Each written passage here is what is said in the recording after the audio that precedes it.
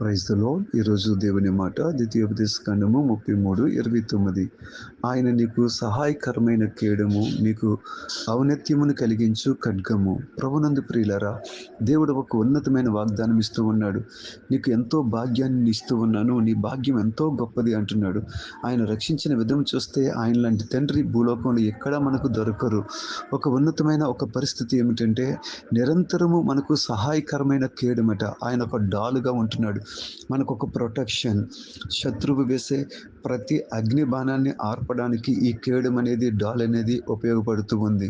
అంతేకాదు, ఆయన మనకు ఒక ఖడ్గమట. ఔన్నత్యమును కలిగించు ఖడ్గము అంటున్నాడు. ఘనతనిచ్చే ఖడ్గము, విజయాన్నిచ్చే ఖడ్గము. నిజంగా దేవుని మహిమను మనకు అనుగ్రహిస్తున్న ఒక ఖడ్గం ఏమిటి అంటే ఆయన మాట. ఆయన మాట నీ వెనకాల ఖడ్గం వల్లే పనిచేస్తూ ఉంది.